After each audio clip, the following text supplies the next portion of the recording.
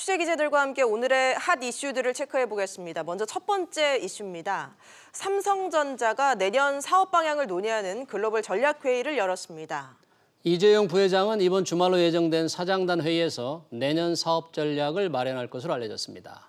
산업부 서주현 기자와 얘기 나누겠습니다. 서 기자 어서 오십시오. 오늘 삼성전자가 어제부터 사업 부문별 글로벌 전략회의를 열었죠? 네, 그렇습니다. 삼성전자는 오는 20일까지 주요 부문별 임원 등을 소집을 해서 글로벌 전략회의를 진행을 합니다. 지난 2016년 국정농단 사건 이후 3년 만에 연말 인사 전에 회의가 열렸는데요. 업계는 이 부회장의 재판 일정 등이 영향을 미친 것으로 보고 있습니다. 네, 그럼 부문별로 회의 일정은 어떻게 되나요? 네, 일단 16일부터 18일은 IM, IT와 모바일 부문, 그리고 C, 소비자 가전 부문, 18일에서 20일에는 DS, 디바이스 솔루션 부문 회의가 경기도 수원, 화성, 기흥사업장에서 각각 진행이 됩니다. 모바일 부문은 아무래도 스마트폰 수익성 제고가 화두가 되고 있고요. 소비자 가전 부문은 다음 달 미국 라스베이거스에서 열릴 세계 최대 가전 전시회죠. CES 준비 상황을 점검할 것으로 보입니다. 반도체 분야는 시스템 반도체 육성 전략을 점검하고 내년 메모리 반도체 시장의 변화에 따른 공급 전략을 논의할 것으로 예상이 되고 있습니다. 네, 이재용 부회장은 글로벌 전략회의는 참석하지 않고 사장단 회의를 주재한다고요? 네, 그렇습니다. 이 부회장은 회의에 참석하지 않고 내일 방한하는 스웨덴 발렌베리 그룹의 마르쿠스 발렌베리 회장을 만날 것으로 보입니다. 이 부회장은 20일까지 글로벌 전략회의를 마치고 21일 오찬을 겸한 사장단 회의를 가질 것으로 알려졌는데요. 글로벌 전략회의에서 가다듬은 내년 사업 계획을 사장단 회의를 통해 전체적으로 재점검하고 조율, 확정할 것으로 예상이 되고 있습니다. 삼성 사장단 회의는 2017년 3월 그룹 미래전략실 해체 이후 처음 열리는 건데요. 사장단 회의는 그동안 전자, 금융 등 부문별로 있어 왔습니다. 네, 때문에 일부에서는 이번 사장단 회의에서 이 준법 경영 강화를 위한 구체적인 논의가 있지 않겠냐 이런 얘기도 나오고 있다고요? 네, 그렇습니다. 이번 회의를 통해서 삼성이 이 준법 경영 강화를 위한 구체적인 협의체 신설 등에 대한 논의를 할 것이다라는 관측이 있습니다. 지난 10월 이재용 삼성전자 부회장의 국정농단 관련 파기환송심에서 재판장이 주문한 내용 가운데 하나가 바로 실질적인 기업 내부의 준법 감시 제도였기 때문인데요. 재계에 따르면 그동안 삼성은 준법 경영을 확고하게 하는 방안을 찾기 위해서 각계각층 인사들에게 다양한 의견을 구했던 것으로 알려졌습니다. 또 삼성전자와 경제연구소 등을 중심으로 내부 회의를 거듭하면서 아이디어를 모으기도 했다는데요. 이번 사장단 회의 이후에 고강도의 대책 발표가 있을 것이라는 관측도 나오고 있는 상황입니다. 네, 알겠습니다. 서 기자 얘기 잘 들었습니다. 편의점 업계가 올해만 2,000개 점포를 새로 열면서 치열한 출점 경쟁을 벌이고 있습니다. 오프라인 유통 채널이 고전을 면치 못하고 있지만 편의점만은 예외인 건데요. 그 배경이 뭔지 또 점주들에게도 이런 수익이 잘 배분되고 있는 건지 장지연 기자와 함께 짚어보겠습니다. 장 기자, 최근 이 편의점 점포 수 순위가 17년 만에 뒤바뀌었다고요? 네, 그렇습니다. 지난달 말을 기준으로 GS25는 13,899개, CU는 13,820개로 각각 집계됐습니다. CU는 2002년부터 줄곧 점포수 선두를 지켜왔는데 이번에 17년 만에 GS25의 1위 자리를 넘겨주게 됐습니다. 점포수가 뭐가 중요하냐 이렇게 볼 수도 있는데 네. 가맹점주를 모집하는 본사 입장에서는 1등 브랜드라는 이미지를 각인시킬 수 있기 때문에 상당히 예민한 문제로 받아들여졌습니다. 네, 장 기자. 사실 온라인이 급성장하면서 오프라인 유통업계는 굉장히 어렵잖아요. 편의점은 좀 형편이 다른 모양이죠? 네, 그렇습니다. 이 산업통상자원부에 따르면 10월 편의점 매출은 지난해 같은 기간보다 5.4% 증가했습니다. 반면 대형마트와 백화점, SSM은 모두 매출이 줄었습니다. 이런 추세는 올해 전반적으로 이어지고 있는데요. 출점이 힘들다고는 하지만 편의점 5개사의 점포 수는 지난해 말 42,100여 개에서 지난달까지 44,700개로 2,600개 넘게 증가했습니다. 대형마트가 장사가 잘 안 되는 점포를 폐점하면서 몸집 줄이기에 나서는 것과 대조적인데요. 이런 분위기 속에서 GS25는 올 3분기까지 매출과 영업이익이 각각 4.6%와 26%씩 늘었습니다. 네, 편의점들이 이렇게 매출을 올릴 수 있었던 비결은 뭔가요? 네, 편의점 업체들은 1인 가구 증가 등 생활 패턴 변화에 맞춘 특화 매장 전략을 펼치고 있습니다. 보통 편의점을 방문하면 한 1분 남짓 정도 머물죠. 업체들은 이 방문 시간을 늘리기 위해서 영업 면적을 늘리고 휴게 공간을 마련해서 단순히 물건을 사는 곳이 아니라 생활 업무를 보고 쉴 수 있도록 바꾸고 있습니다.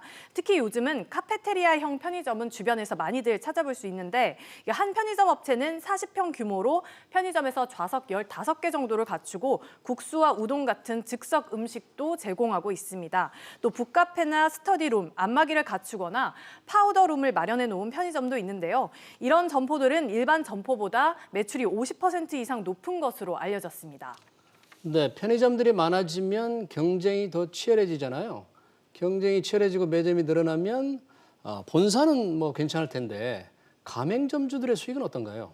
네, 점포당 매출이 현재 줄어들고 있는 것은 사실입니다. 산자부에 따르면 올 들어 점포당 매출액은 1월과 5월, 10월을 제외한 나머지 6개월은 모두 줄었습니다. 편의점 가맹점주들 역시 수익은 오히려 줄었다는 입장인데요. 이야기 한번 들어보시죠.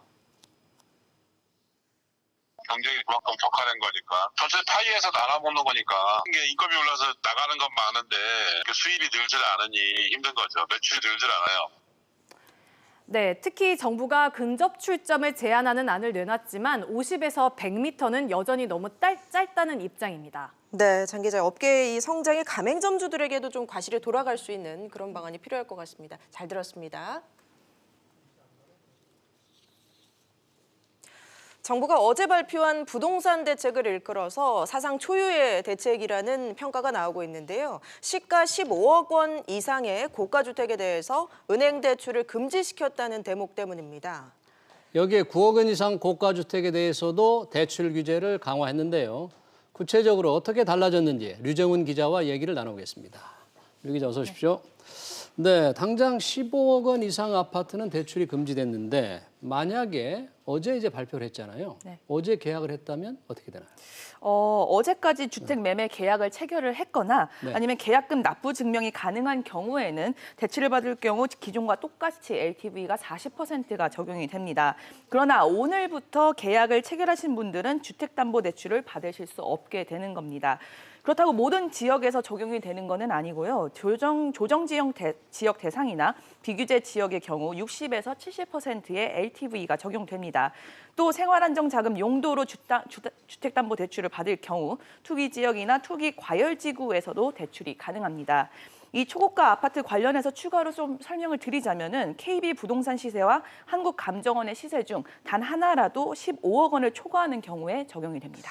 네, 아무래도 강남권에 있는 재건축 아파트가 많이 해당이 될 것 같은데 여기서 오래 사신 분들도 있잖아요. 그분들도 대출을 받을 수 없는 건가요? 그렇지는 않습니다. 이게 재건축 재개발 조합원이 1주택자로서 사업 추진 전까지, 그러니까 조합 설립 인가 전까지 1년 이상 기존 주택에 거주하시면 15억 원 기준에서 제외가 됩니다. 한마디로 딱지나 분양권을 산 사람이 대출 규제 대상인 겁니다. 15억 원 초과 아파트를 사기 위해서 기존 주택을 담보로 대출을 받는 것도 안 됩니다. 예를 들어서 17억 원짜리 아파트를 구입하기 위해 원래 살던 8억 원짜리 집을 담보로 맡겨도 금융회사가 자금 사용 목적 등을 물어서 대출을 거절하는 식입니다. 8억 원짜리 집이 부모님 집이어도 15억 원 초과 주택을 살 경우에는 3자 담보 제공 금지에 걸려서 대출이 되지 않습니다. 네, 15억 원 초과 아파트는 그렇고 9억 원 초과 아파트에 대해서도 대출이 규제되잖아요. 어떻게 달라지나요? 네, 가장 핵심은 기존 LTV 40% 적용이 구간별로 다르게 적용된다는 겁니다. 모든 차주의 투기 지역과 투기 과열지구 주담대가 9억 원을 기준으로 나뉘는데요. 주택가격이 시가 9억 원 이하일 경우 기존대로 LTV는 40%를 적용받아 대출이 가능합니다. 그러나 9억 원을 초과할 경우 초과분에 대해서는 40%가 아니라 20%가 적용이 됩니다. 예를 들어 보면은 강남에서 14억 원짜리 집을 살 때 은행에서 받을 수 있는 주담대 한도는 9억 원에서 40%를 적용하고 그리고 나머지 차액인 5억 원은 20%를 적용하는 겁니다. 이 경우 현행대로라면 5억 6천만 원 한도로 주담대를 받을 수 있는데요. 대책이 적용이 되고 나면은 1억 원이 줄어든 4억 6천만 원만 빌릴 수 있게 되는 겁니다.